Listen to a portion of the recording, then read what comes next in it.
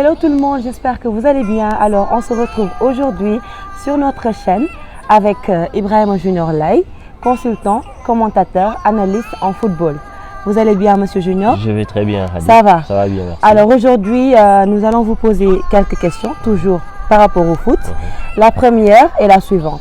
Comment pouvez-vous expliquer aujourd'hui les surprises qui se produisent dans le foot avec les grandes équipes qui sont très souvent battues? Alors, merci Khadi. D'emblée, originellement et primordialement, permettez-moi de saluer tous qui nous regardent. Également, je les remercie de leur fidélité. Je demande à ceux qui viennent en tout cas de nous rejoindre, de s'abonner, d'activer la cloche de notification, mais également de liker la vidéo si elle vous a plu. Je suis également très ravi de partager ce plateau avec vous. Je salue tout le monde, tous les gens qui sont là, en tout cas à INSEP, à ESP, à l'Université Cheikh Anta Diop globalement. Maintenant, par rapport à ta question, je pense que je vais dire ce que j'avais dit précédemment. Le football, c'est un ascenseur émotionnel. C'est un sport indécis. On ne sait jamais, en tout cas, ce qui va se passer lors d'un match de football. Donc aujourd'hui, on voit beaucoup de surprises avec Liverpool battu, Real battu, Barça parfois qui est battu. Donc c'est ça le football en fait. C'est un sport indécis. Tout le temps.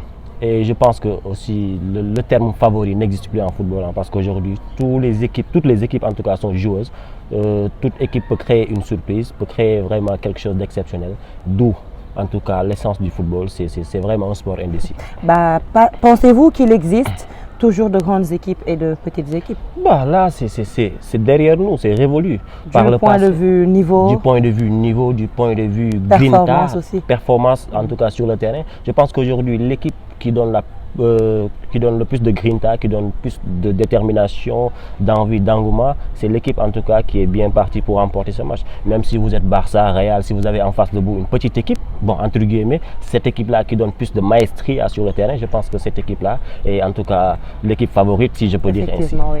Alors par rapport à la deuxième question, Haaland qui remporte le trophée de Golden Boy. Quel commentaire faites-vous sur ce jeune? Ce jeune, il est extraordinaire, il est magnifique. Ce jeune, c'est un renard de surface, un finisseur, un grand buteur. Aujourd'hui, voilà, il est courtisé par toutes les grandes équipes. Donc, je pense que c'est très bien mérité. C'est un jeune qui a cet amour-là de jouer. Et vraiment, je lui souhaite un bon vent. D'accord, mais souvent, certains ont l'habitude de le comparer à Robert Lewandowski. Pensez-vous qu'il mérite vraiment cette comparaison, cette belle comparaison? Bon, comme on dit parfois, comparaison n'est pas raison. Je pense que Haaland et Lewandowski, c'est deux joueurs incomparables. Lewandowski aujourd'hui, il est dans la même galaxie que les Ronaldo, que les Messi, que les je sais pas. Mais Haaland, c'est un jeune qui évolue, c'est un jeune qui aime en tout cas marquer des buts comme il le fait pour le moment en Ligue des Champions, en Bundesliga et tout. Donc je pense aujourd'hui Lewandowski est vraiment beaucoup plus dans le top niveau que Haaland, même si Haaland aussi est un très grand joueur. D'accord.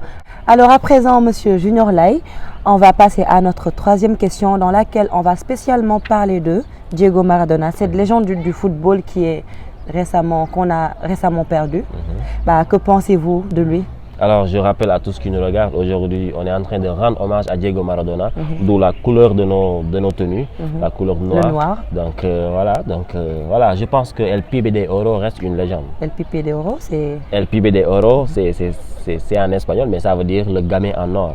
Donc, Maradona, il est né dans une famille pauvre, mais il a su en tout cas donner confiance à tout le monde. Maradona, aujourd'hui...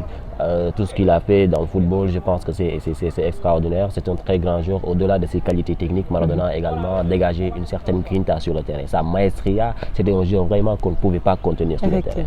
Donc malheureusement, le football a perdu. Ok.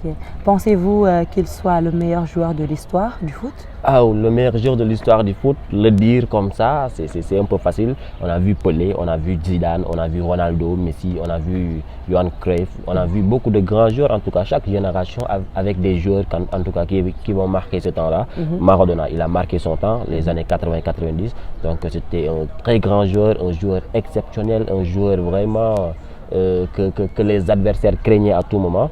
En tout cas, il a marqué son temps, il reste une légende, une grande légende, parce que les légendes ne meurent jamais. Mais dire que Maradona c'est le meilleur joueur de l'histoire du football, c'est vraiment risqué et je ne vais pas prendre ce risque-là. D'accord, monsieur. Pouvez-vous nous parler de ce qui vous a le plus marqué chez ce joueur, chez cette légende, je peux dire? Bon, bien sûr, je n'étais pas dans cette génération-là, mais d'après les vidéos que j'ai revues, ses prestations, Maradona, ce qui m'a marqué sur lui, c'est lui en fait. sa particularité, c'est qu'il donnait tout. Il donnait une certaine grinta sur le terrain. Il se donnait à fond, merci beaucoup. Et voilà, c'était un joueur qui n'avait pas de limite. Il était là, c'était lui le capitaine. Polyvalent. Il allait prendre le ballon. Donc aujourd'hui, si vous voyez jouer Léo Messi, donc c'est comme Maradona qui joue. Donc Maradona, c'était aussi un joueur très physique, Khady. C'était un joueur très physique avec ses cuisses vraiment surdimensionnées, comme je l'ai dit sur une vidéo précédente que j'ai fait en hommage à ce grand homme-là. Donc à ce grand homme, autant pour moi. Donc je pense que Maradona, ce qui m'a marqué sur lui, c'est d'abord sa grinta, sa maestria sur le terrain, mais c'est également sa technicité, sa taxité. C'est un joueur en tout cas qui est complet, un joueur difficile à contenir. D'accord. Alors à présent, tout ce qu'on va faire, c'est prier pour lui parce qu'on a perdu une légende, un grand joueur de football. Bah, là, on lui rend hommage, d'où la couleur noire de nos tenues. À présent, nous avons terminé avec notre émission. Nous vous demandons de liker la vidéo si toutefois elle vous aura plu. N'oubliez pas de vous abonner et en même temps d'activer la cloche de notification pour ne rater aucune de nos vidéos. Merci et à bientôt pour une nouvelle vidéo. Merci, Alegria. Bye.